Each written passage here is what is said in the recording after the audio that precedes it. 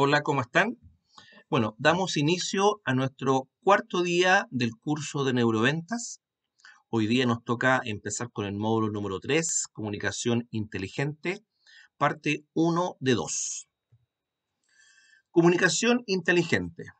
Mucho se habla de comunicación empática, comunicación activa, comunicación asertiva, y todos esos conceptos son correctos. Sin embargo, si queremos trabajar en lo que es venta, la comunicación en venta tiene un componente adicional. Tiene que ser una comunicación inteligente. Y para que sea inteligente, tiene que tener el componente que toda comunicación debiera tener. Centrarse no en el discurso, centrarse no en lo que yo sé, centrarse no solo en lo que yo deseo. La comunicación inteligente se centra en el receptor, no en el emisor. Generalmente, cuando nosotros queremos comunicar alguna idea, algún concepto, queremos convencer a alguien o discutir con alguien, o queremos proponer alguna idea, promover algún servicio o producto, promover nosotros mismos una campaña política, tenemos, ¿no es cierto?, un elemento comunicativo potente, tenemos la capacidad comunicativa y un discurso inteligentemente organizado. ¿Para qué? Para persuadir a las personas y convencer. Pero muchas veces nosotros, sentados en la vereda, ¿no es cierto?, del receptor, vemos que esa persona habla mucho, pero dice muy poco. Para poder vender, uno siempre entiende que el vendedor tiene que tener la capacidad, ¿no es cierto?, de poder conversar, de poder dialogar. Tiene que ser una persona con el don de la palabra. Pero una cosa es la verborrea y otra cosa es saber decir lo que hay que decir. Por lo tanto, la comunicación inteligente no parte desde mi persona, desde el emisor, sino que se centra en el receptor. Y el segundo elemento no se centra en lo que yo quiero comunicar, se centra en lo que el receptor necesita escuchar. Por tanto, el concepto que debemos empezar a trabajar en nuestra mente como vendedores exitosos que usan las neuroventas es crear sincronía con el cliente a través de técnicas de comunicación inteligente y el uso de las neurociencias. Estas herramientas que nosotros ya hemos ido trabajando. ¿Ok? Para poder comunicarnos en forma inteligente, vamos a ver que hay que separarlo en dos aristas. Una arista es la escucha. ¿Pero qué escucha? Escucha activa. O sea, que yo mientras estoy escuchando, estoy elaborando, estoy reflexionando, estoy analizando para crear la estrategia para. Y esto es, claro, escucha activa para poder detectar. ¿Detectar qué cosas? Primero, el tipo de cliente que tengo enfrente. ¿De qué se trata? Entonces, cuando yo saludo a un cliente que viene entrando a mi local, con mi saludo corporativo, con mi impostación de voz, con mi rostro, con mi bienvenida, con todo esto que hemos conversado, ¿no es cierto? De crear un ambiente alegre, feliz, ¿no es cierto? Y que sea generoso para el cliente de bienvenida. Pero aparte de eso, también estoy observando. ¿Se acuerdan? Observar. PNL, lo que es la corporalidad de la otra persona. ¿Para qué? Para determinar qué tipo de cliente es. Ese es el primer elemento. El segundo elemento que debo trabajar en esta escucha activa es determinar cuál es la posición de compra que tiene el cliente.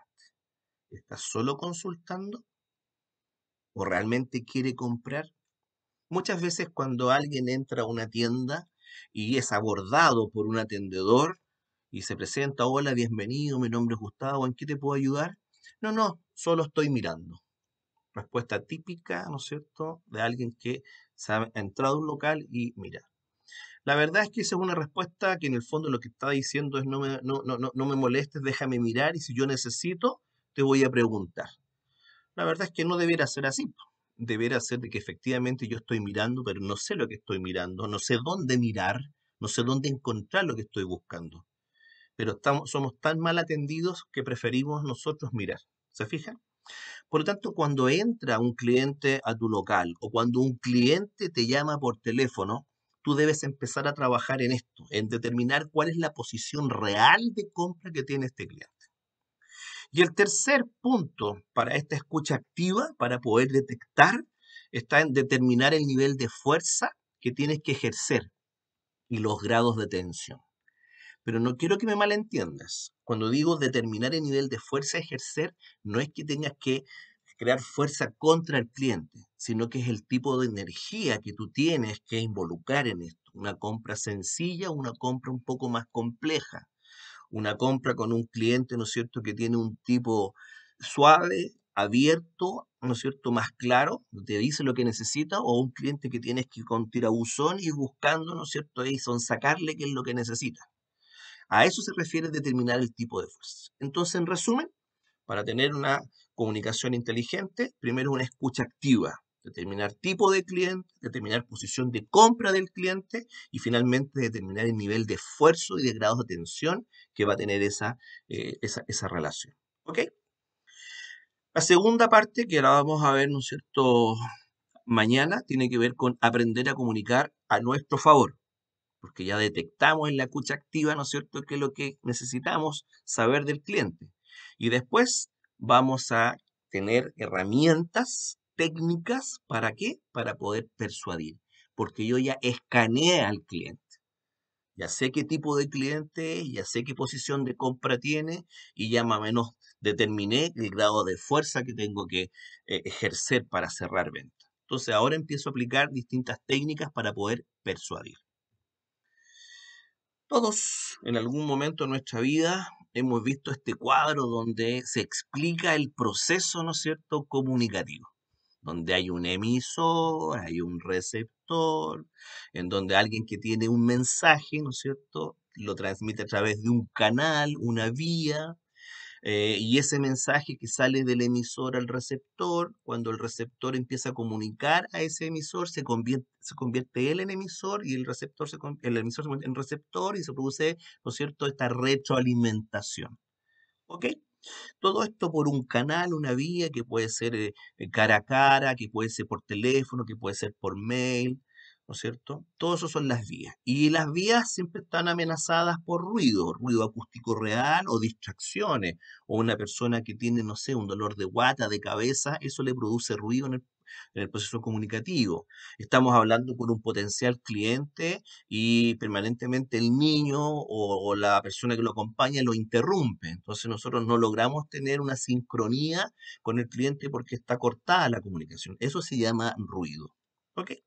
Existe una codificación, que es el tipo de mensaje que yo uso y cómo lo codifico.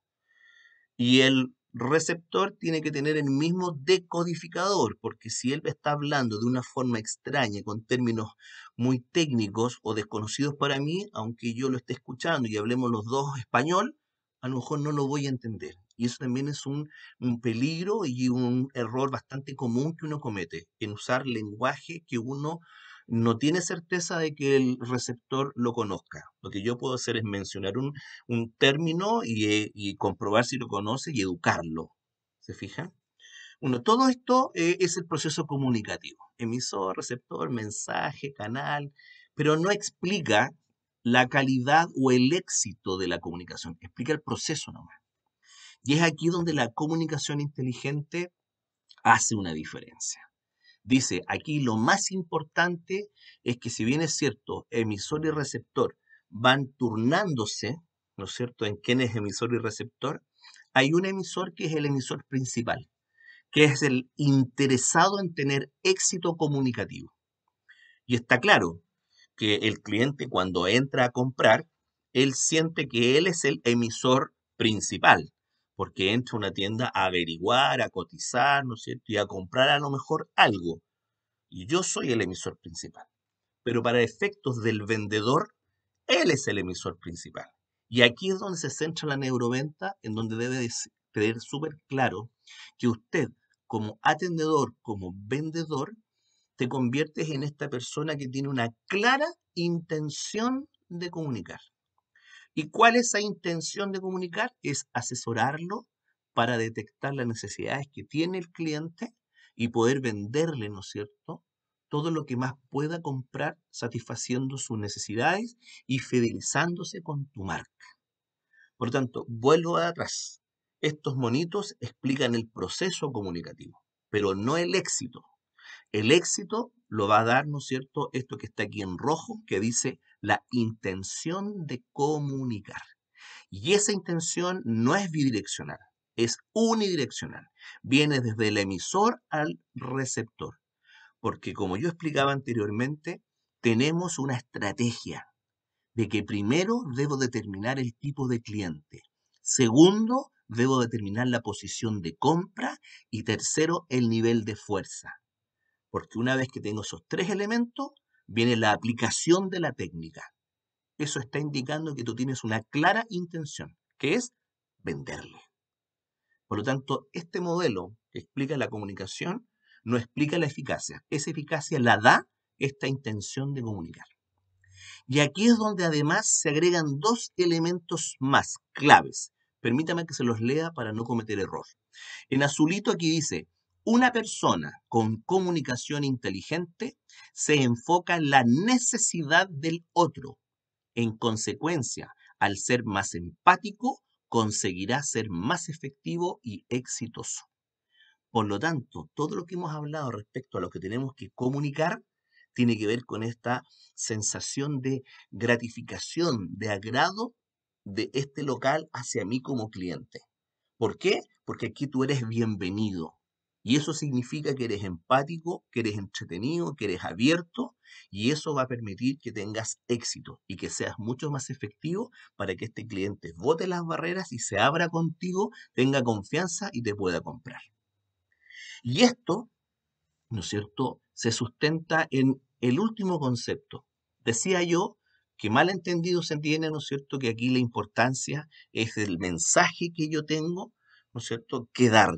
Sí, es importante el mensaje, pero ese mensaje sufre cambios dependiendo de lo que yo detecto de este receptor. El éxito de la comunicación inteligente llega cuando tienes respuestas del receptor esperadas a través de lo que tú transmitiste. Como esto no lo entendí.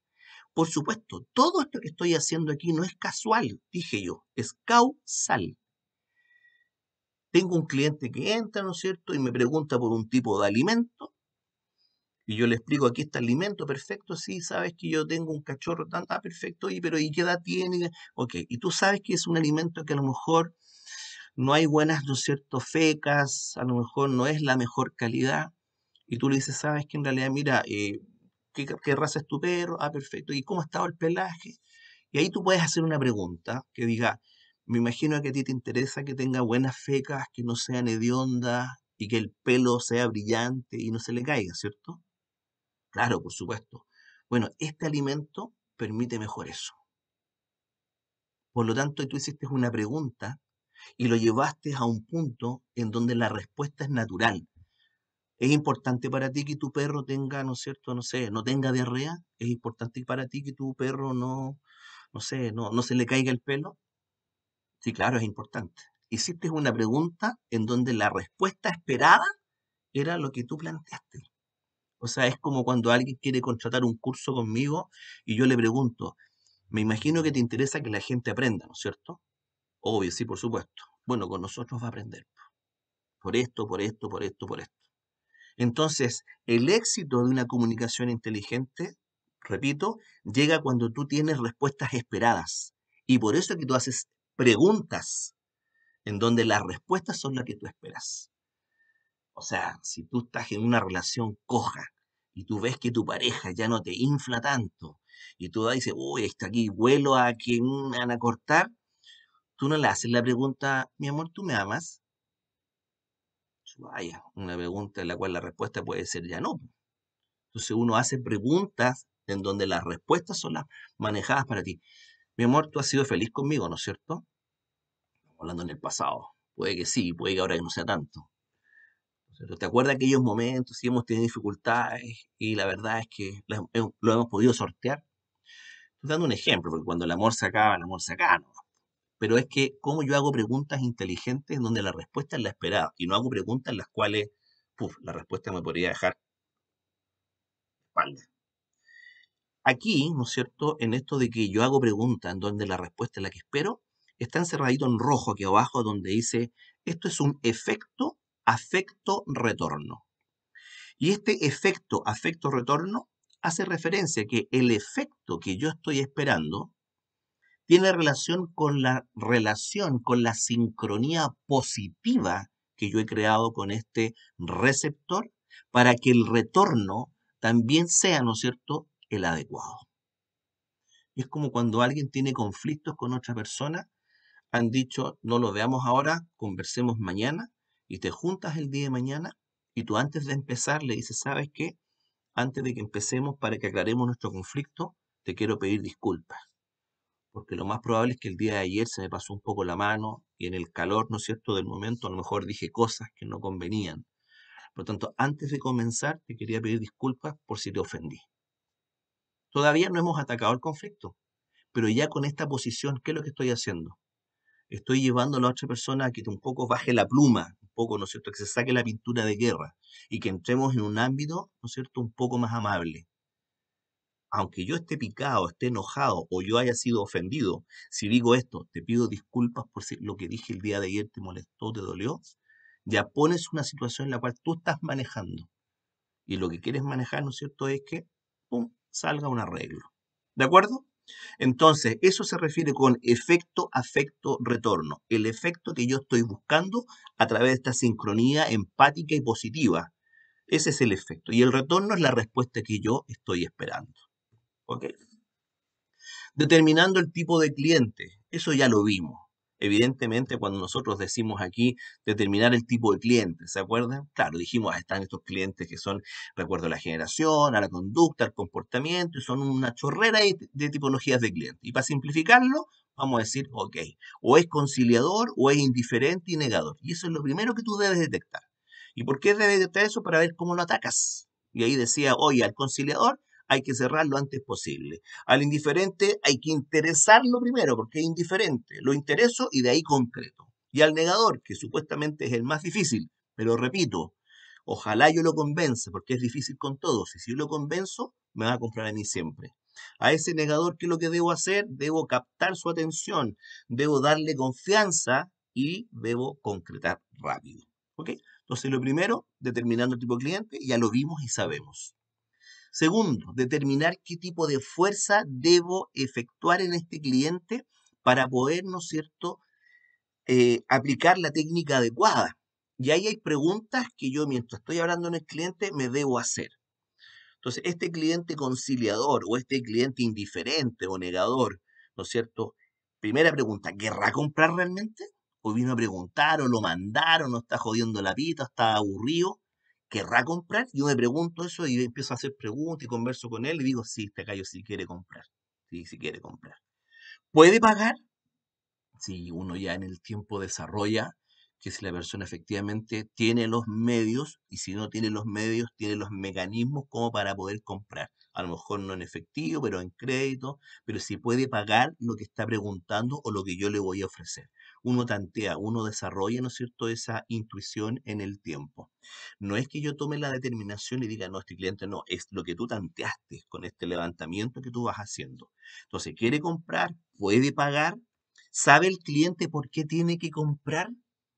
O sea, hay tantas preguntas que tú haces y tú lo asesoras. Porque muchas veces el cliente no tiene claro por qué tiene que comprar esto y esto y esto no. Y por qué esto es conveniente para su mascota, para lo que quiera. ¿Te fijas? Entonces, ¿sabe el cliente por qué tiene que comprar? ¿Es él el tomador de decisiones? Y esto es súper importante. ¿Cuántas veces tú estás hablando con la persona errónea? Porque el que corta es el que está al lado, calladito, mirando nomás. Y de repente este te pregunta, y después dice, no, ¿sabes qué? No, vamos a llevar ese. Y toda la energía la has gastado en este. Cuando entran las familias, las parejas, ¿no es cierto? Y uno es el que pregunta este cuento, pero el otro es el que corta. Tú tienes que determinar quién es el que toma la decisión. ¿Para qué? Para involucrarlo y hacerlo parte. Entonces es clave detectar quién es el tomador de decisiones. También tienes que preguntarte si es confiable el cliente. Confiable el punto de vista que es un gallo que oculta objeciones, que engrupe, que dice cosas, que es medio chamullento, para que no gastes energía. Recuerde que los tres objetivos de la venta también está el tema de no gastar tiempo y recursos. ¿Te fijas? Entonces, ¿es confiable este cliente? También tienes que detectar eso para ver cuánto esfuerzo le pones. Y finalmente, la última pregunta es, ¿tiene el cliente una razón objetiva para no comprar? Y eso tienes que descubrirlo. Las famosas objeciones. ¿Las objeciones son reales o son irreales, ocultas? Cuando alguien dice no, pero ¿por qué no? Porque puede que haya una objeción oculta o nunca quiso comprar. Entonces tú tienes que ser capaz de detectar por qué el cliente no está comprando. ¿Te fijas? Entonces tiene una real razón y tú tienes que preguntar. El vendedor que no tiene tanta experiencia muchas veces teme hacer preguntas. Un vendedor con experiencia se da cuenta que puede hacer preguntas, pero prudentemente. Muchos años atrás yo estaba viendo un auto que me quería comprar. Fui, ¿no es cierto? Me atendió el vendedor de autos, generalmente son muy particulares los vendedores de autos. Me atendió el vendedor de autos. Me dice, hola, bienvenido, que si hoy vienes a ver un auto, sí, perfecto, cuéntame, ¿un auto nuevo, un auto usado? No, un auto usado, perfecto. ¿Y tienes claro qué tipo de auto? Pregunta abierta. ¿Tienes claro? No, la verdad es que no lo tengo muy claro. Tenía claro, ¿ah? Pero quería ver cómo él me ofrecía algo, ¿no? Perfecto, yo te voy a ayudar. Preguntas, ¿tu familia es para ti, es para tu familia? ¿Cómo está compuesta tu familia? Y el gallo empieza a acotar, acotar. No, era para mí, mi familia, ¿y cuántos son tus familias? ¿Y tenéis mascotas? Entonces ya era un auto determinado, familiar, para meter mascotas. Pum. Y llega un momento en el gallo me va a preguntar la plata. ¿Y cómo me pregunta cuánta plata tení? No me preguntó así, po. Hábilmente el tipo me mira y me pregunta a mí, me dice, Gustavo, ¿cuánto tienes pensado invertir en tu nuevo auto? Gustavo, ¿cuánto piensas invertir en tu nuevo auto? Pregunta elegante. No me está preguntando cuánta plata tenés, es cuánto tienes pensado invertir. Y así yo le digo y el gallo, pum, descrema y dice, aquí te calzan esto y esto otro. Entonces, las preguntas, tú que eres vendedor, crea una batalla, ¿no es cierto? Crea ahí una cadena de preguntas que te den respuestas claves para ti y para el cliente y que sean adecuadas, que no sean impertinentes.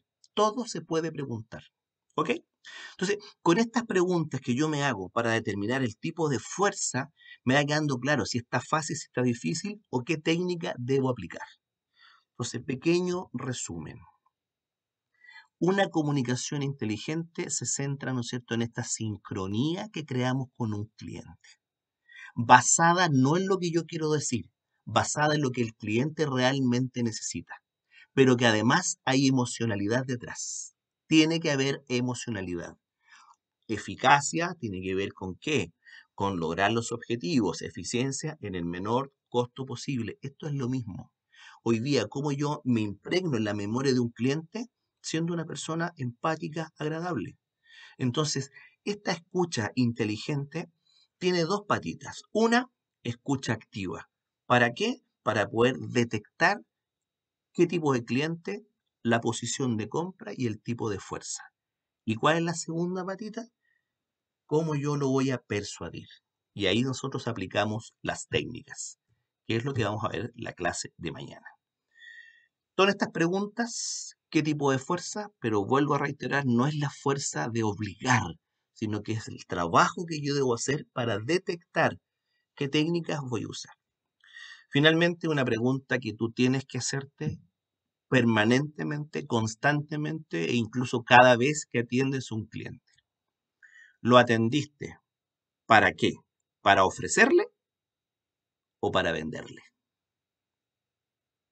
¿Contactaste al cliente para ofrecerle o para venderle? Amigos, un abrazo, que les vaya muy bien y nos vemos en la clase de mañana. Chao.